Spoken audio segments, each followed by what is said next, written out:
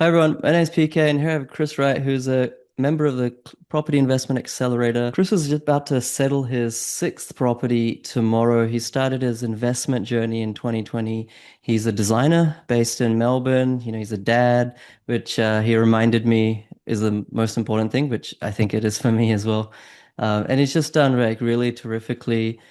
He's bought three properties now. Like through the course, he already had a couple or a few before he did the course. So in this episode, we'll talk about sort of how he started his journey. Actually, his former next door neighbor is a client of mine as well. So they have a really good relationship. And I think she's bought like 10 properties. So, he has, I guess, at least a small ecosystem uh, in which to bounce ideas and kind of marinate the investment juices. But for those of you who maybe don't have that, don't have a circle of friends who, you can just be honest and be yourself with and talk finance, talk investment, talk property to kind of, just get away from the humdrum of life, then this episode hopefully will be really, really valuable. His total portfolio value is almost $4 million now. Like I said, six investment properties. And in this episode, we'll cover different things. Like I don't script them. So hopefully we can talk about why he started his investment journey, whether it's cracked up to be like, what he thought it would be, how he's managed his time being a dad and a family person, how he's managed six properties in 5 years, from an like a borrowing capacity perspective, because that's always something to maneuver, his biggest challenges, maybe his biggest successes, best advice. We'll talk about anything that comes up, but yeah, in advance of all of that, Chris, thank you so much for making time and congratulations on your journey so far. Thanks, VK. Yeah, pleasure to be here. All right, well, I mean, let's start from the start. So, I don't exactly know when you bought your first property. Was it like just before COVID hit, or was it like in the mid to end of 2020 when like the world was burning down? Towards the end, it was December 2020 when the first one settled. But through COVID, we actually had an apartment in Melbourne that we had lived in and then we leased. So we renovated that, turned a one bedder into two. This is obviously before I'd done any research on what I shouldn't do in property investment. And we did all right out of that. And with the time in COVID that we had, on our hands. My wife and I were working at home and only smaller hours through the week, so we had extra time on our hands, and we just decided to start researching property investment. So we sold that apartment, and we had some funds on our hands, and then we actively set out in buying some properties, and so those first few happened in quick succession. The first three, and they were using buyers agents back then. Sure, sure. And so then what made you sort of switch from using buyer's agents to then wanting to do it yourself? Because presumably, I mean, I don't know, but presumably those properties did pretty well. Because I mean, it's hard for them not to do well given the timing when you bought, like right at the onset of the COVID boom. Yeah, I think, well, they didn't, one did very well to start with, and that's actually probably since been my least well performing. And the other one was a bit slow. Not only that, there was actually quite a lot of time for the first one. It settled in December, but I probably reached out to that BA quite a few months earlier, and then very little communication. Um, so that was another reason. And then, I'm a designer, so I do work in property and stuff, and I have an interest in this world. And as we got more and more involved researching this stuff, I just got a real bug for it. I didn't learn about you until I met my neighbor, that which you mentioned earlier. I was finding every avenue I could, books, podcasts, to learn about property, and I was trying to do it in the background, but it wasn't until I did your course that I had the confidence to pull the trigger. Um, I definitely did. I had offers on several through the years, and I didn't settle on the next in Cairns until a couple of years after those first three. But yeah, like I said, I did try a few times, but I tried to buy in Ballarat and a few other places, and then just for one reason or another, I ended up pulling out on certain deals. Tried some shares for a bit as well, quite a big. a portion of the funds into shares, and that just didn't work out for me either. I think I bought right at the peak, so and Okay. I just okay, even crypto a little bit, and since then I've become a lot more vanilla in that world and just focusing more on property. Right. I picked up on something you said, which is one of your properties, that one of the earlier ones did really well very quickly, but then Hmm.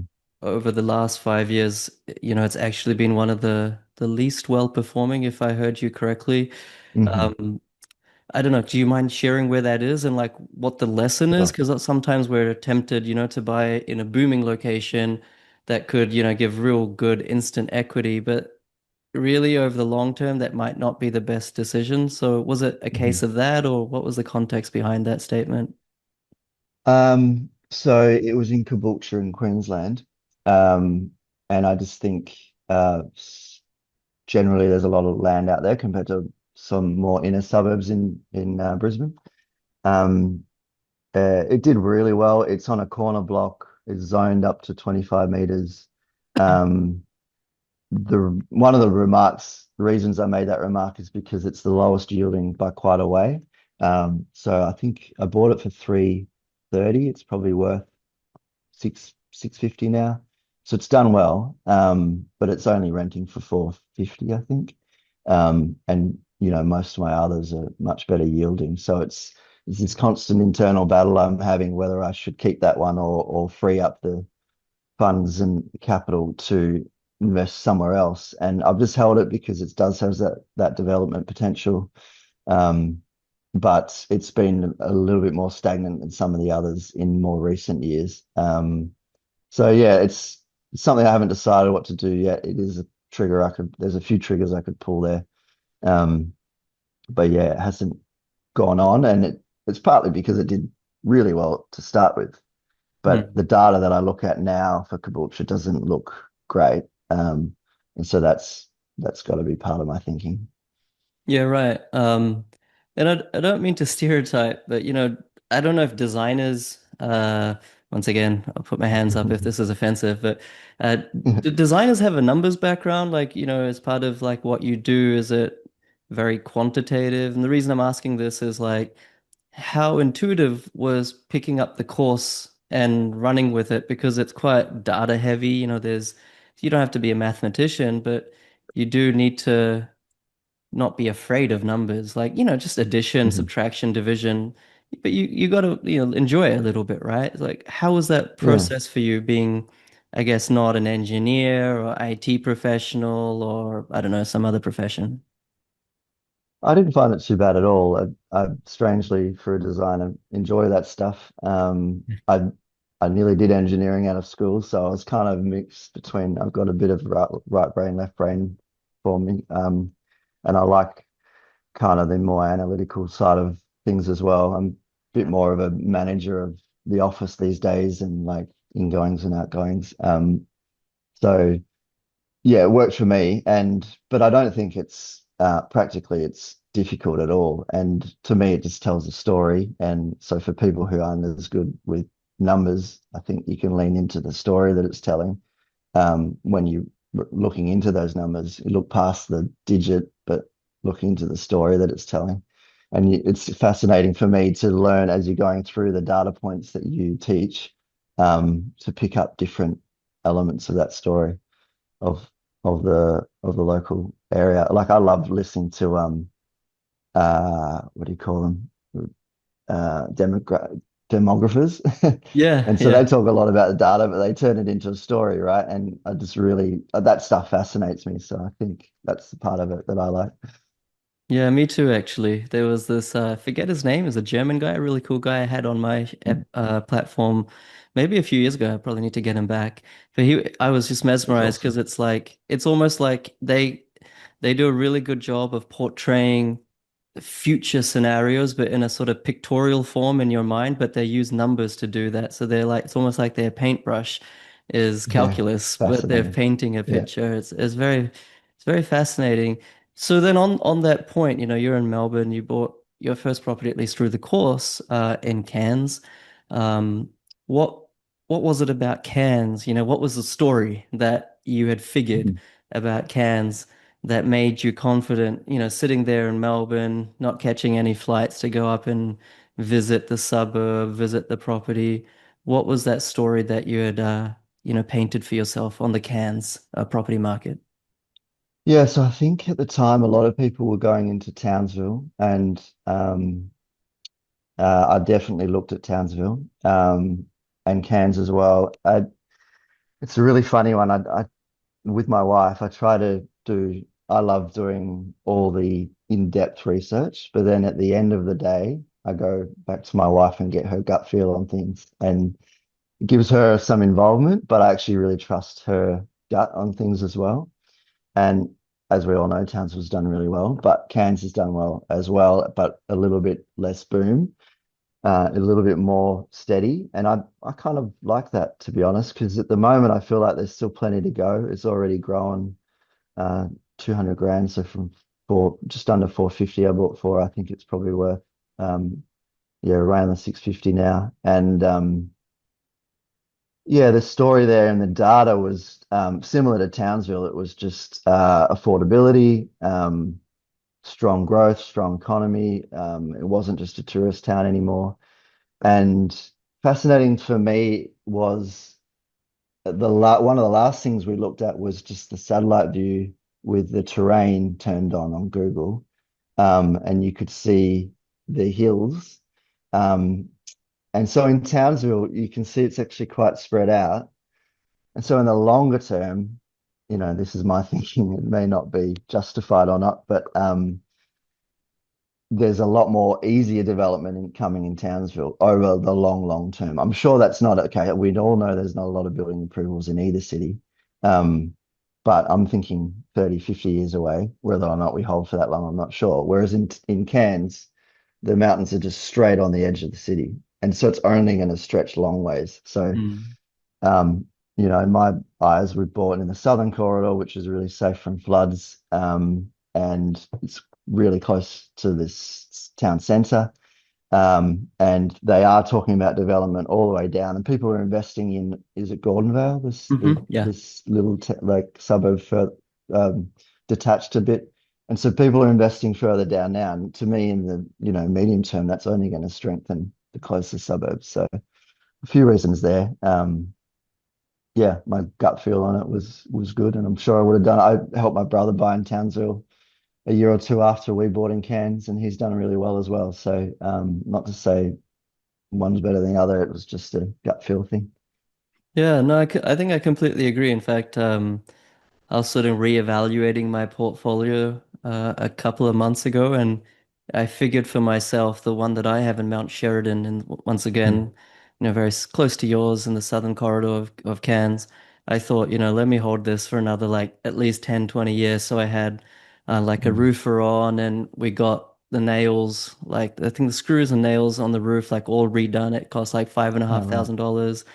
But I think that's the first real decent renovation, not renovation, but maintenance thing I've had to do on that Mhm. property in 10 years, but I thought it's worth it because I'm just going to keep it forever. And Right. just proactive maintenance.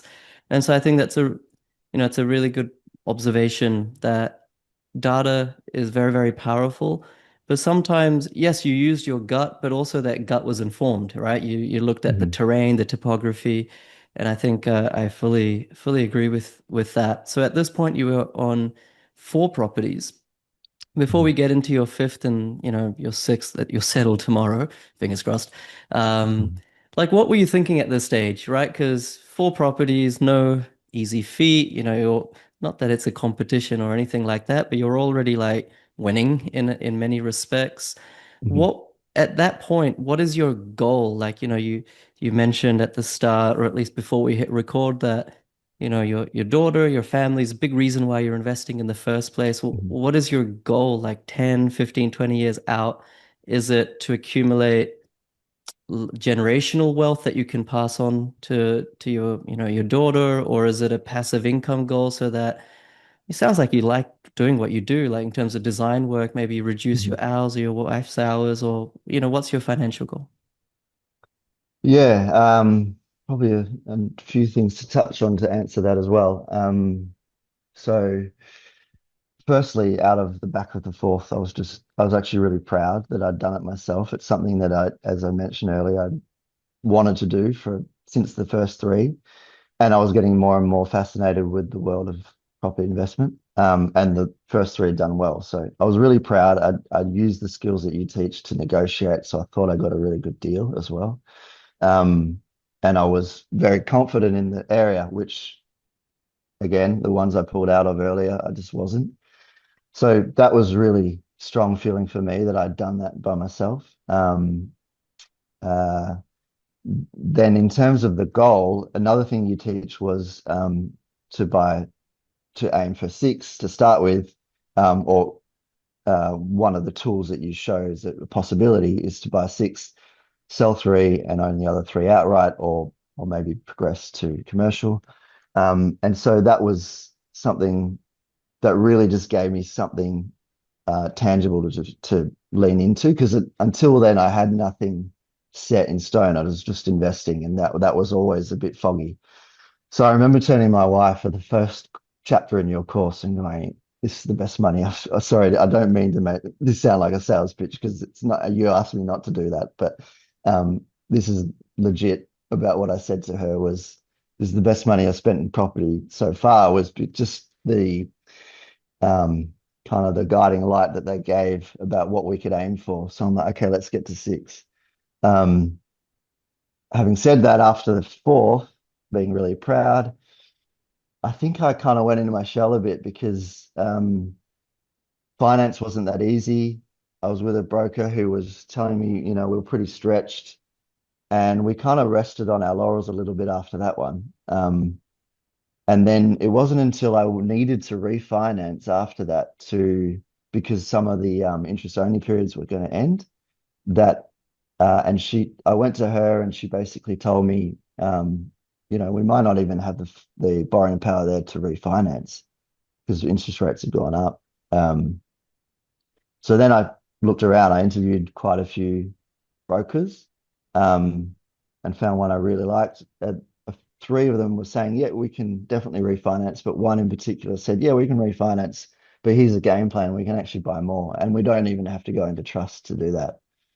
And so I was like, well, that's a no-brainer. I'm going to do that. And so then I got the bug again, and quickly since have gone refinanced end of last year, bought in Mackay in February, and then bought another one, settling tomorrow. So got that bug to move ahead again. And now that we're about to reach that six, I'm about to have another really proud moment because that was something that was a really strong goal for me. And all I can tell you now is that I know that's not it, but I don't know what's next. So Okay. yeah. So to answer your question, for now it's passive income. Sorry, long-winded answer. Um, and that's just to do with a bit more optionality, freedom with the family, travel, time with my daughter. Like you said, I do love my job, but perhaps I can work for myself in the future if I get some bit more time on my hands and have time to spend doing that. I'm not sure, but yeah, it just opens up the options, I think, once we get to that passive income goal. Yeah, no, that's a really good answer. Um, I picked up that you did survey a number of brokers to see who you vibe with and who could get the outcome for you. Mhm. Of course, interest rates have, just fallen very recently again. They're probably going to fall further. I think it's a great idea for people to go to their brokers because you might get a lower interest rate. You might be able to release more equity if your property value's gone up. Even if interest rates didn't fall or don't fall, you could get a better lending rate because your LVR would have gone down. There's so many ways to improve your situation by dealing with brokers. What lesson, Chris, did you?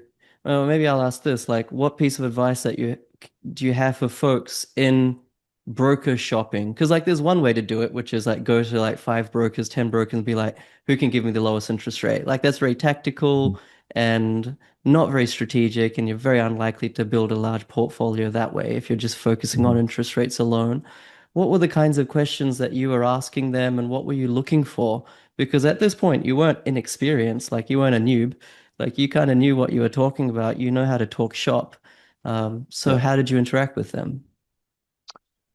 Um, yeah, I sort of firstly was just taking them through my situation. The goal at the time, so that was sort of mid to late last year, was can you help me refinance? Because I was really keen for that to happen. And as you said, that was before interest rates started coming down. Um, and yeah, so I was really going into that. I had already heard a lot about the one, most of the ones that I interviewed because I'd found them on podcasts.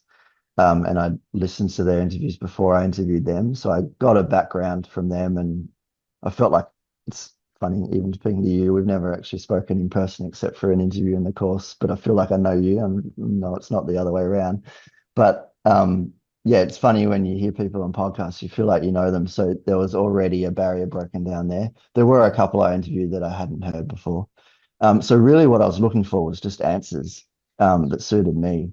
And I think the thing that surprised me most was that this one in particular came with not only answers, but the next steps. And Hmm. that was just really exciting because all of a sudden these other doors open that I didn't think I was even close to, other than maybe shifting strategies and starting to look into trusts. Um, but with a young family, I was getting a little bit conservative with things.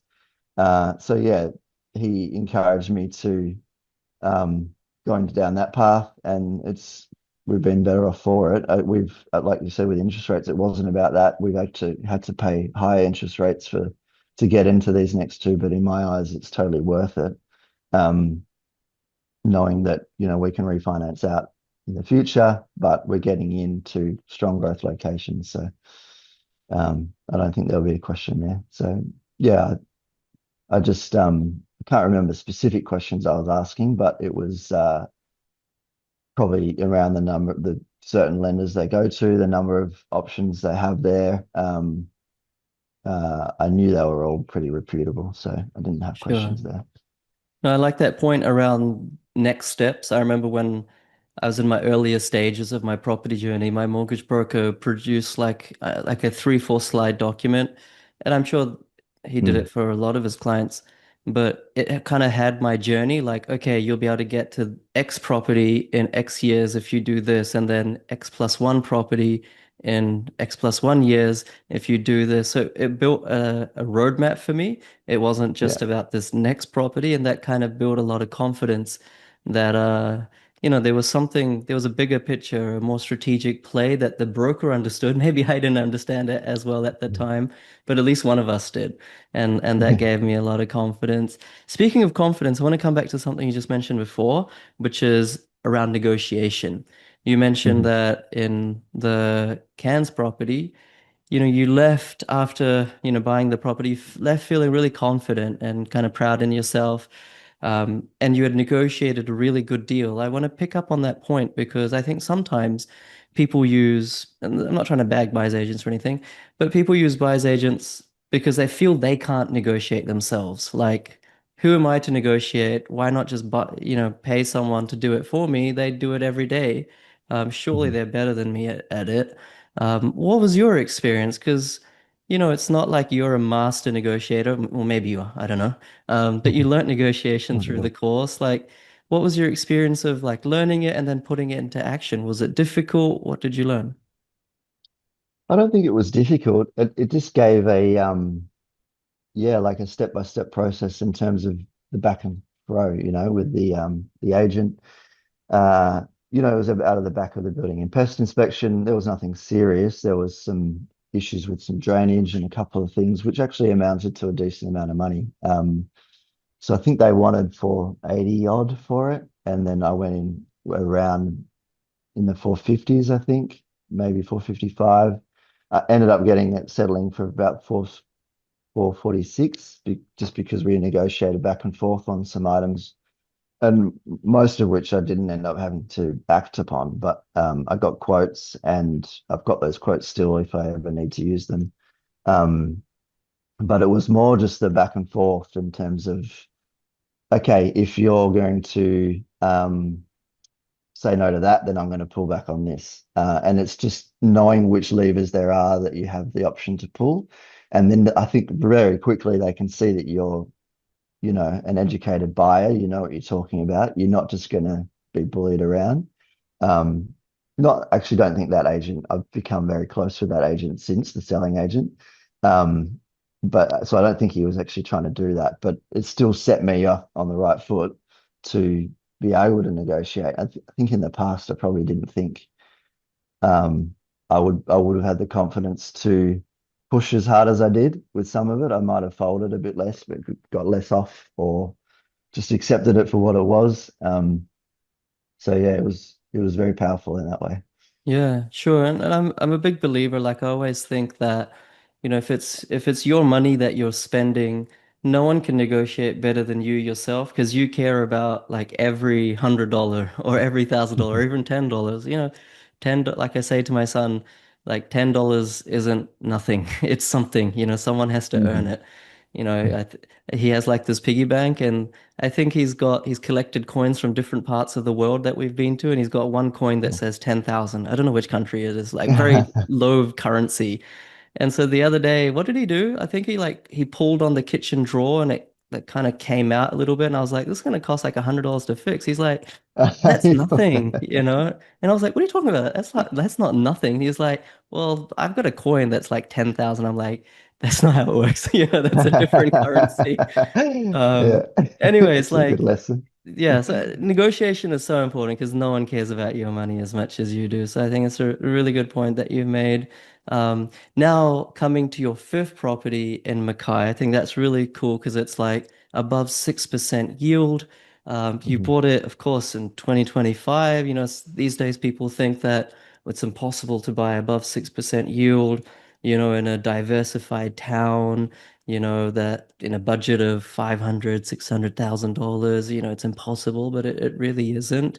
What was your experience in buying that one? Yeah, so when I went into the market in Mackay, actually Ember was looking there too, and she'd been looking for months and finding it really hard. Uh, and then I ended up buying there in 2 weeks. So I think sometimes it's luck of the draw, but also it was not a massive block, probably smaller than I would have set out, especially regional to buy. But the deal was just too good to say no to. Like it was there, and I just threw an offer on it. Didn't expect anything back, and then they bit. So um, it was leased, like I said before, and I think that definitely turned some of the market down.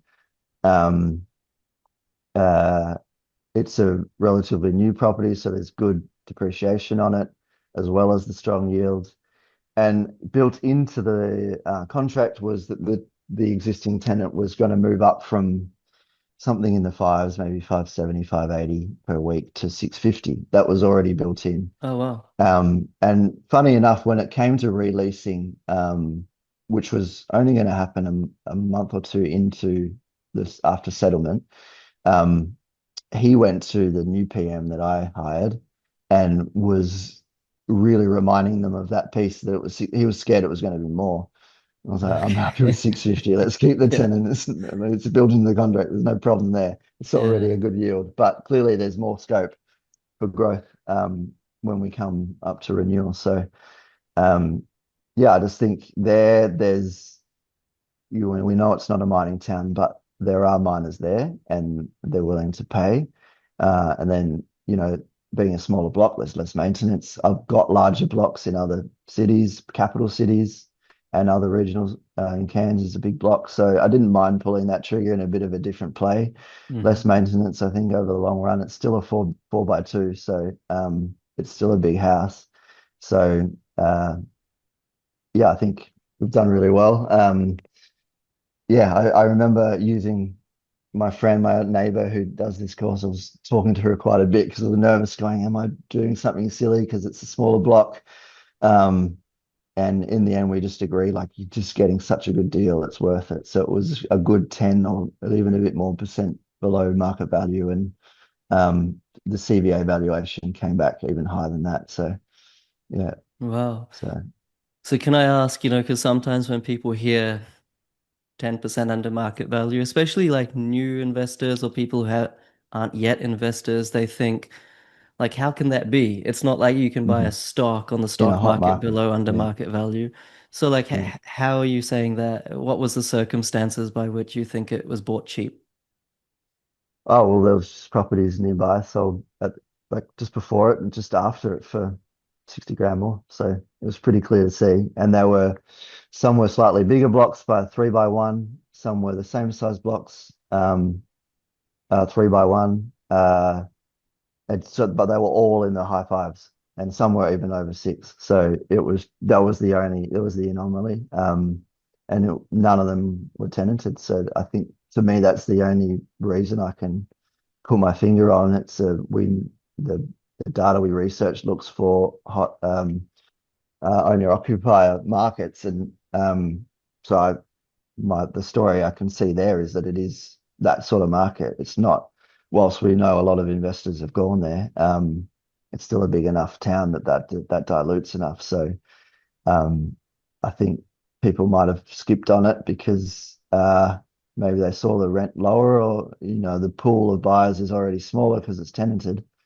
So I just think timing was probably good as well. They had just said no to another offer slightly lower than mine. Um, so I think it was just good timing. Yeah, right. No, I love that. And I think that's the nature of an inefficient marketplace where everything isn't perfectly priced, and that's real estate. Mhm. And so if you're I just thought of this analogy earlier today because I was recording a video about something else, and I was like, if you're like a well-trained sniper like in the army or something, you're just sitting there right on top of a rooftop or whatever, and then you can immediately identify your target because you're just looking through that Mhm. through that scope all day. And you know exactly Yeah. what's up. And so I think educated property investors are like that.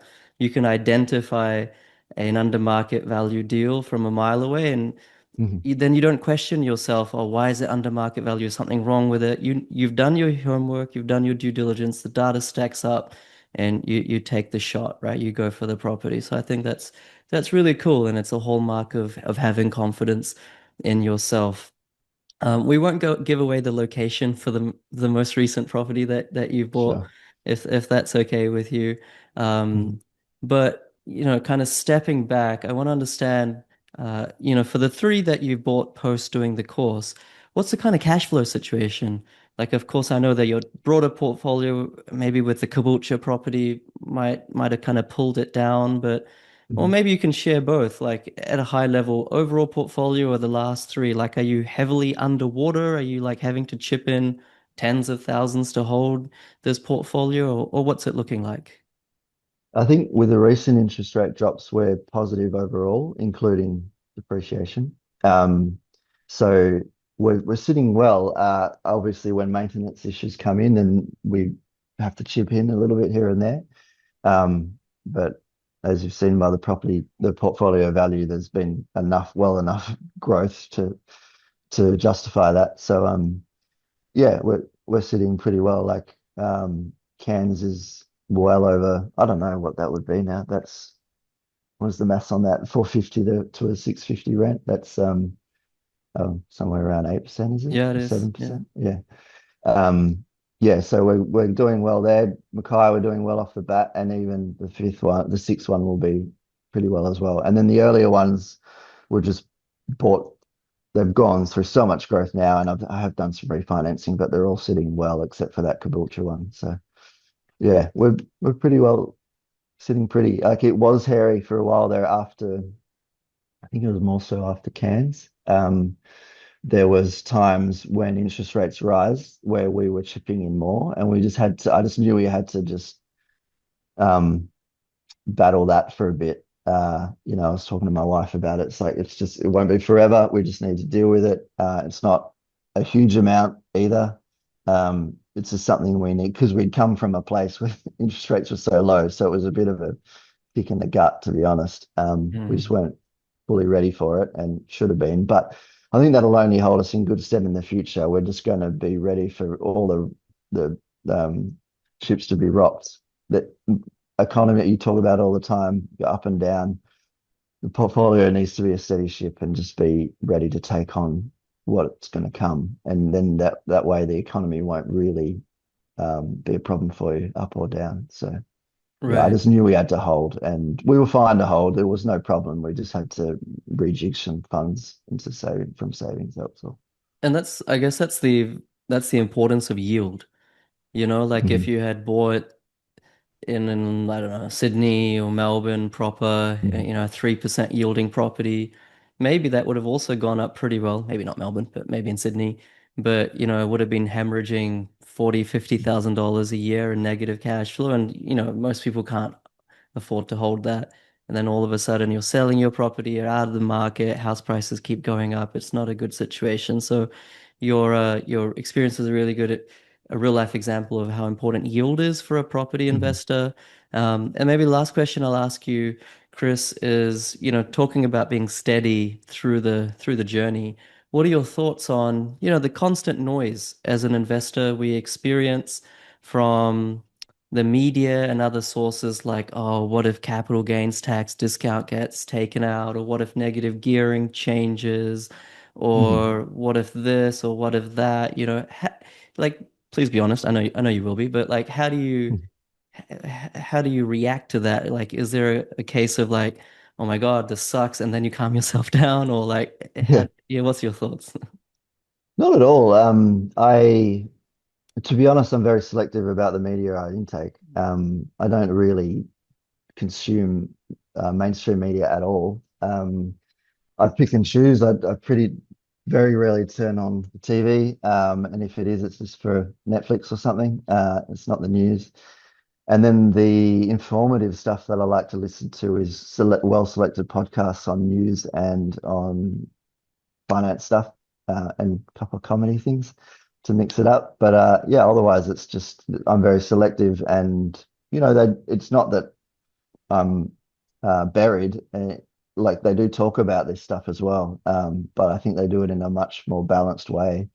Um, and like I think pretty much hearing some people who've been around for a while and seen different ebbs and flows in the economy, the thing that they've always saying, yourself included, is that um, the ebbs and flows will come. They always do, and you just need to be ready for it. And there'll be good times and bad times, or maybe not. If you might not call it bad. If like to me, I haven't been impacted at all. COVID was both a huge benefit because there was a COVID boom there for us, and that set us up. And then there was a downfall at the back end.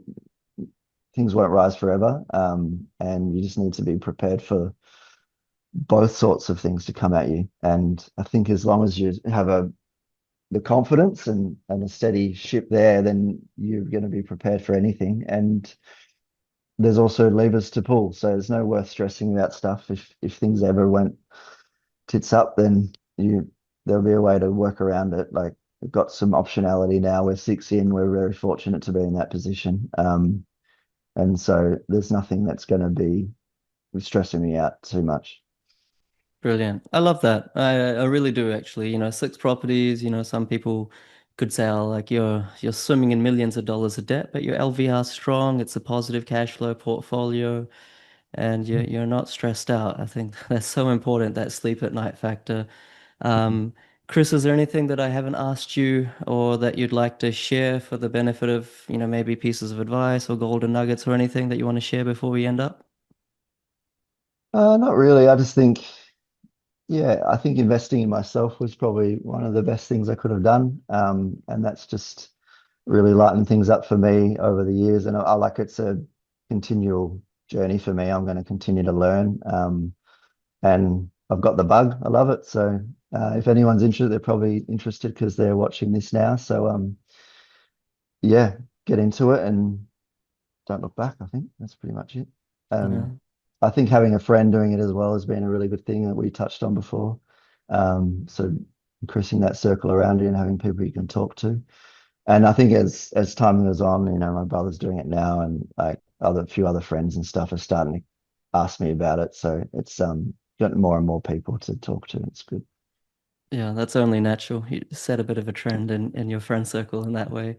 Yeah. But Chris, no, congratulations. You've done really well. I'm really excited to see also how, because I know this is not the end, how you'll progress over the years to come. I always like to say to anyone, honestly, I don't care if you do my course or not. There's 200 of these types of client interviews on the client results playlist.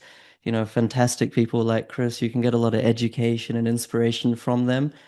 But do one thing. If you're on the fence, I'm not talking about my course. If you're on the fence about investing, do your homework and just get off the fence, either this way or the other way. Because if you stay on the fence, then I think that just creates pain. Because then you see people just, basically to use a vulgar term, just get filthy rich, and you haven't, and then you just become more and more envious, and you have FOMO, and that's not good. So just choose which side of the fence you're on, and just commit. But I'm glad that you chose the right side of that fence, Chris, and very happy for you and many congratulations. Thanks so much, PK. Thanks for everything. Thanks everyone. Hit the subscribe button, give it a like, and please share this. Anyone who you think will get benefit, share it. Who knows? It might help them get off the fence, and in 10 years' time, they might be laughing because of what you just did. Thanks so much, guys. Bye.